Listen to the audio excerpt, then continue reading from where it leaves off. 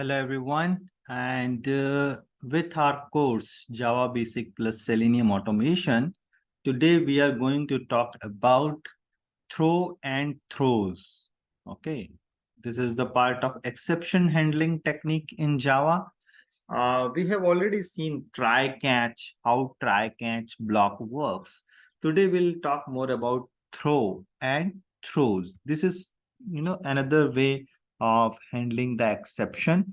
We will see the code also, how to do this thing and everything. Let's wait. Let me start this and let's create a new class now here. Okay.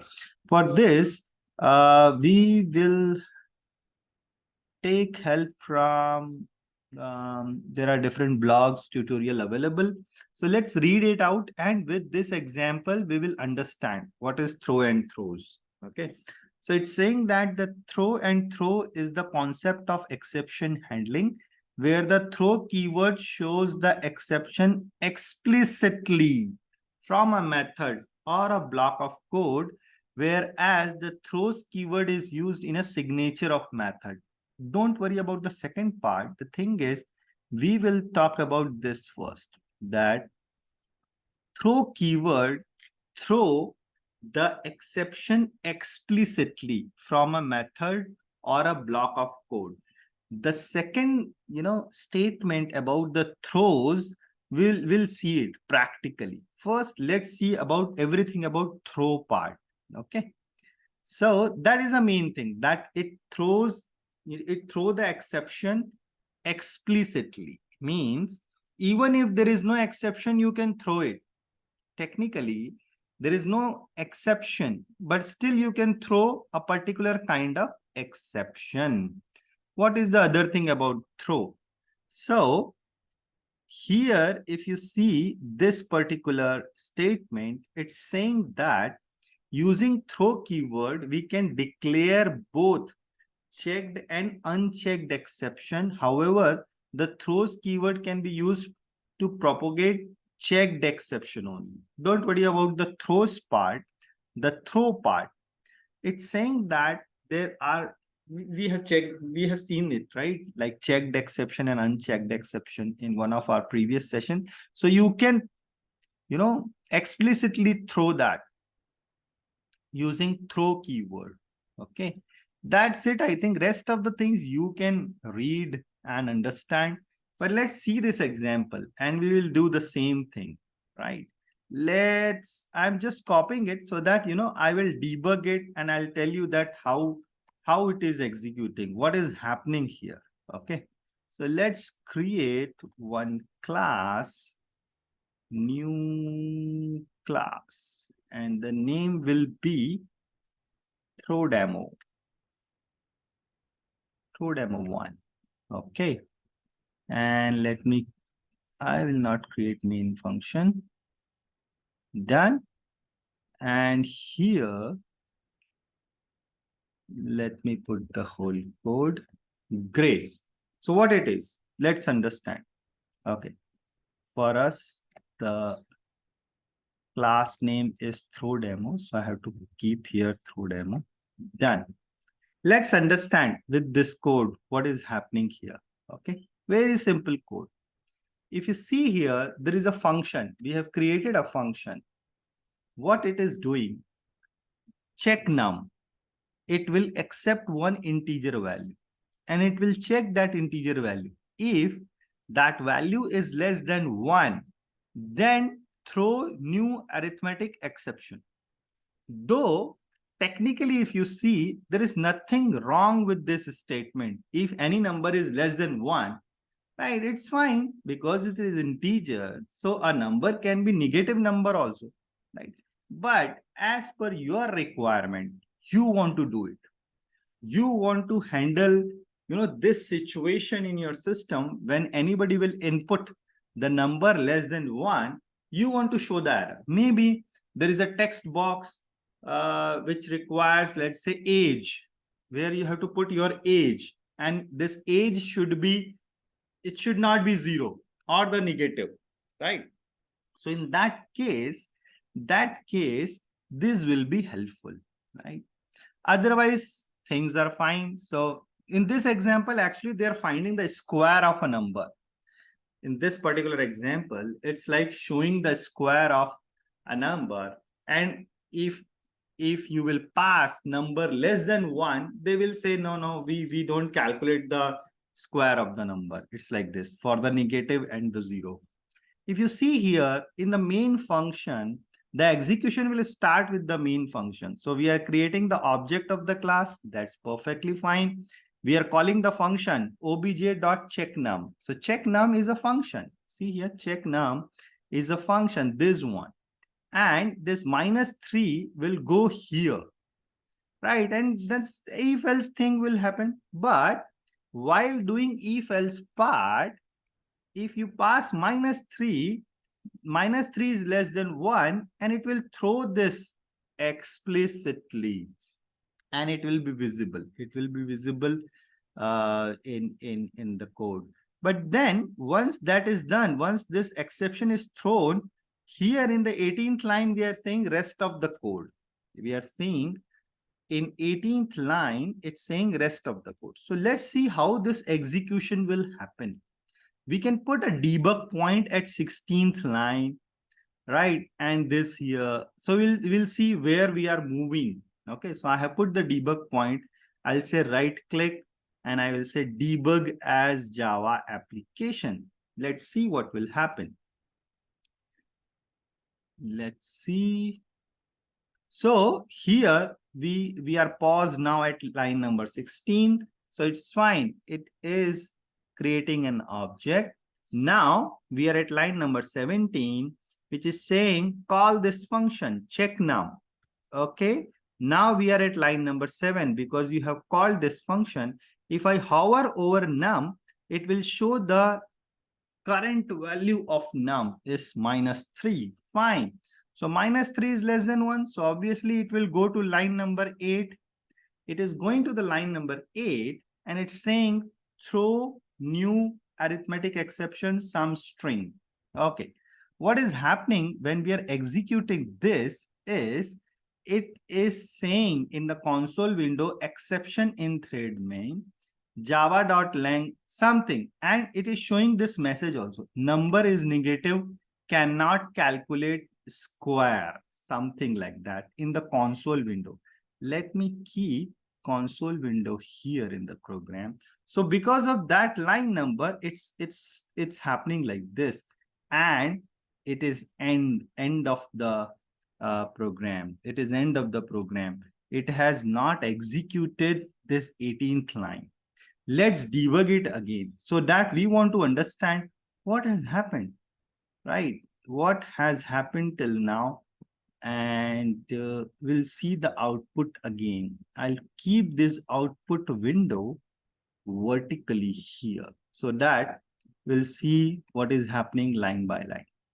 Let's debug it again. So I'm doing right click and I'm saying debug as Java application. Fine, we are at this line. Then we are at 7th line. Then we are at 8th line. And it is explicitly throwing the exception and program is done. Okay. It is not printing rest of the code. It's not printing this. That means once you are throwing this exception, right, it is thrown. It is not, executing the rest of the code. It is not executing rest of the code. Great. With this example. Okay. So if you see here, it is showing the same output what we have done. This is another way. If you want to run the code through your command prompt, okay, terminal, you can run it from this way. But how throws will work? How throws will work? We'll see this example, but I want to cover first throw part. Let's take one more example from one more website here. Again, let's see the theory. Throw is used to throwing exception process, or we can say it is used to throw an exception object explicitly. It can take at most one argument, which will be exception object, Only unchecked exception can be thrown. No, that's not true. Checked and unchecked, both exception you can throw, I think. Okay, here, there is one more example about throw part. Where is throw? Where is throw? This is one function which accepts two parameter. That's fine.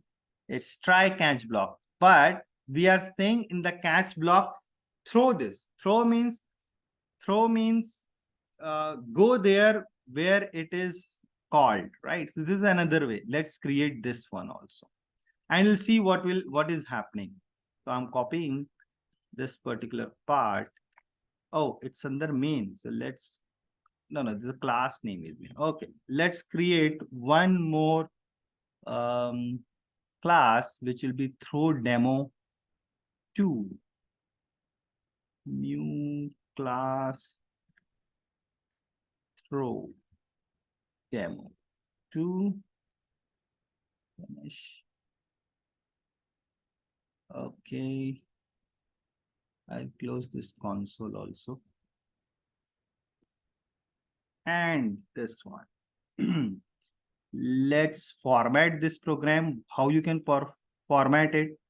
Say Control A and Control Shift F, or in the source, or I think in the edit there is format. Yeah, in the source there is a format option. Okay, now okay, the class name is basically, let me make it like this.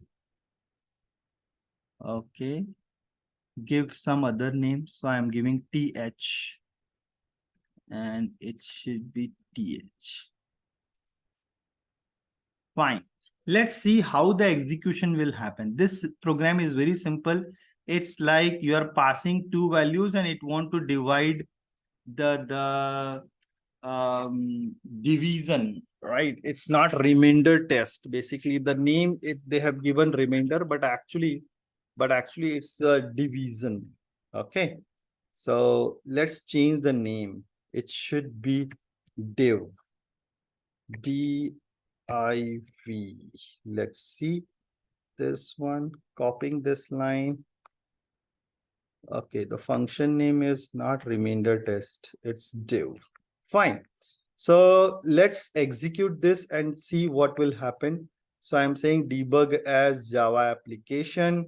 So obviously the execution will start from the main function, and it's saying system.out.println th.div 40 comma 0. So we are calling a function div, passing the value 40 and 0. This 40 and 0 will go to number 1 and number 2. Let's see. So we are here. Number 1 is 40. Number 2 is 0. Now the problem with this is something divided by 0. There is a problem. Something divided by 0 is a problem, and it comes under arithmetic exception. So in the try catch block, we are saying that, hey, let's catch this exception. Let's catch this exception.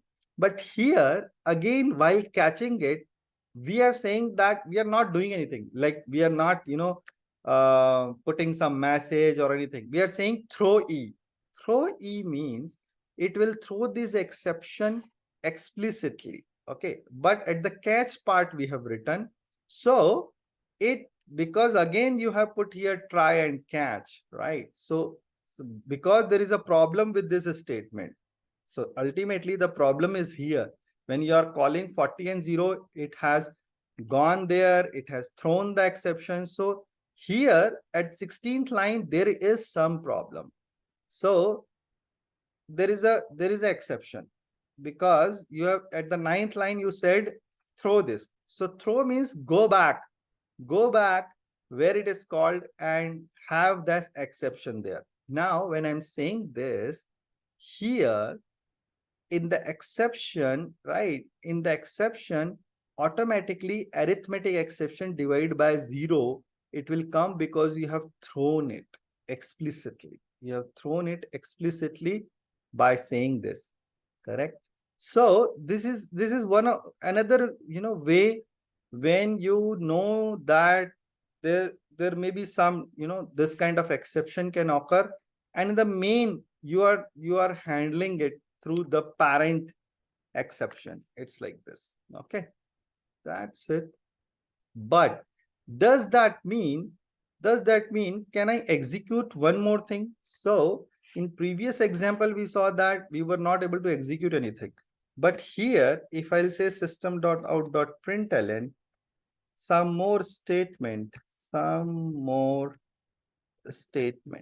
right? And now if I'll run this program, I'm not putting in debug mode. I just want to see this some more statement will be executed or not. Yes, it is executing. So after throwing that exception, I can continue other things, right? I can call other functions, which is working perfectly fine, other calculations and all, right? So this is another way of throw exception. Okay. Now we will see throws, so that things will be clear what I'm saying about difference between throw and throws.